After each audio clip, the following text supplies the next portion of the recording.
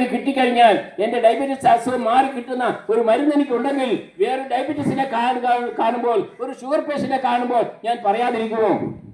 ഒരു സാധാരണ മാന്യത അനുസരിച്ച് ഞാൻ പറയുകയല്ലേ, സഹോദര, ഇന്ന സ്ഥലത്ത് ഇന്ന മരുന്ന് കഴിച്ചാൽ നിങ്ങൾ സുഖപ്പെടും. അതേ പേരെ, ഞാനൊരു പാപരോഗിയായിരുന്നു. എന്നാൽ എന്റെ പാപത്തിന്റെ പരിഹാരത്തിന് വേണ്ടി കാൽവരി ക്രൂസിൽ നടത്തിയതായിരിക്കുന്ന ലഭിച്ചതായിരിക്കുന്ന ഇഞ്ചക്ഷൻ, കാൽവരി ക്രൂസിലെ ആ പരമരക്തത്താൽ എന്റെ പാപം എന്ന രോഗത്തിൽ നിന്ന് എനിക്ക് വിടുതൽ ലഭിച്ചതുകൊണ്ട് എനിക്കത് മറ്റുള്ളവരോട് പറഞ്ഞേ മതിയാകുകയുള്ളൂ. എന്നെ കേൾക്കുന്ന പ്രിയരെ, നിങ്ങളുടെ ജീവിതത്തിൽ ആരെങ്കിലും ഈ വിധത്തിൽ പാപഭംഗിലമായിരിക്കും ജീവിതത്തിൽ കൂടിയാണ് നിങ്ങൾ കടന്നു പോകുന്നതെങ്കിൽ, ഈ പാപരോഗത്തിന് അടിമപ്പെട്ടാണ് നിങ്ങൾ ജീവിക്കുന്നതെങ്കിൽ, നിങ്ങളുടെ ജീവിതത്തിൽ സമാധാനമില്ല എങ്കിൽ, നിങ്ങളുടെ കുടുംബജീവിതത്തിൽ സമാധാനമില്ല എങ്കിൽ, നിങ്ങൾ പാർക്കുന്നതായിരിക്കും സമൂഹത്തിൽ നിങ്ങളൊരു തലവേദനയായിട്ടായിരിക്കുന്നുവെങ്കിൽ ആരെയും കുറ്റം പറയേണ്ട ആവശ്യമില്ല. കുറ്റം പറയേണ്ടത് നിന്റെ ഉള്ളിൽ വസിക്കുന്ന പാപമാണ്. പ്രിയ സഹോദരിമാരെ, ഞാൻ ഒരു വാക്ക് നിങ്ങളോട് പറയുവാൻ ആഗ്രഹിക്കുകയാണ്. എന്റെ വാക്ക് കേൾക്കുമ്പോൾ ഒരുപക്ഷെ നിങ്ങൾ പറഞ്ഞേക്കാം, എന്റെ ഭർത്താവിനൊന്ന് ശരിപ്പെടുത്തി തരാമോ? എന്റെ ഭർത്താവ് കുടിയനായിട്ടാണ്, കുടിച്ച് മദ്യത്തിൽ അടിമപ്പെട്ട് സമാധാനമില്ലാത്ത അന്തരീക്ഷം എന്റെ കുടുംബത്തിൽ കൊണ്ടുവരികയാണ്. ഒരുപക്ഷെ മാതാപിതാക്കൾ തങ്ങളുടെ മക്കളെ ഓർത്ത് ഇതുപോലെ പറയുമായിരിക്കാം, അവരൊക്കെ നല്ലവരാണ്, സഹോദരി നിന്റെ ഭർത്താവ് നല്ലതാണ്, തെറ്റല്ല, ചീത്തയല്ല. പ്രിയ മാതാവേ, പിതാവേ, നിങ്ങളുടെ മക്കൾ നല്ലതാണ്.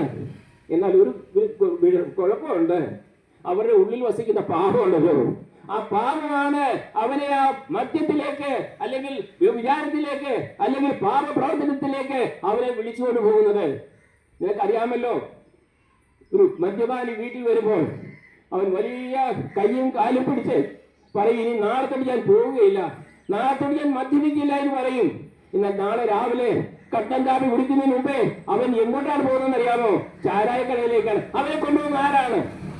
അവന് ആഗ്രഹമില്ല പോകാൻ, അവന് ആ മദ്യപാനം കുടിക്കണമെന്ന് ആഗ്രഹമില്ല, അവന് വളരെ ആഗ്രഹമുണ്ട്, എനിക്കിത് കുടിക്കണ്ട എന്നുള്ള ആഗ്രഹമുണ്ട്.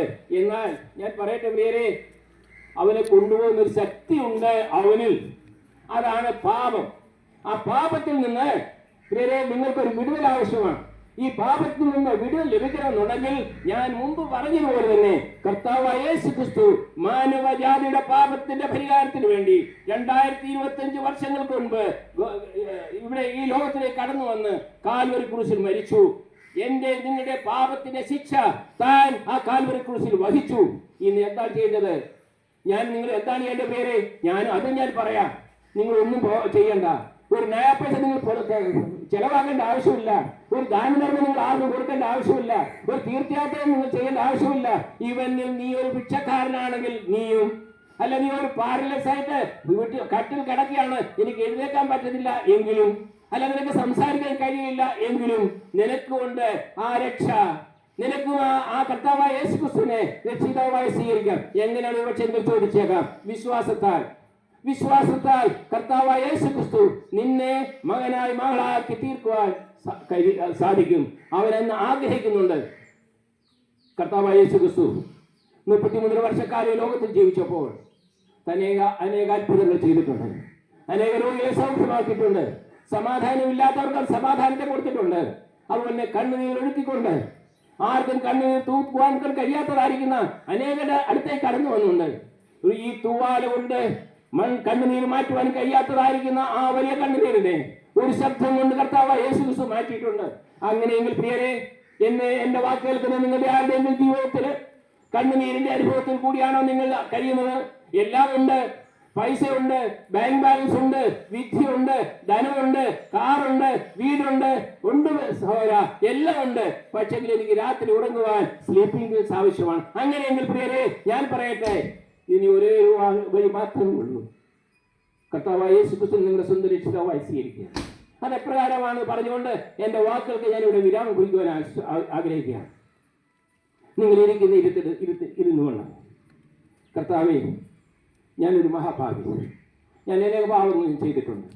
എൻ്റെ ഭാര്യ അറിയാതെ, ഭർത്താവ് അറിയാതെ, എൻ്റെ മക്കൾ അറിയാതെ, എൻ്റെ മാതാപിതാക്കൾ അറിയാതെ, എൻ്റെ കൂട്ടുകാരറിയാതെ രാത്രിയുടെ വേളയിൽ ഞാൻ അനേക പാപങ്ങൾ ഞാൻ ചെയ്തിട്ടുണ്ട്.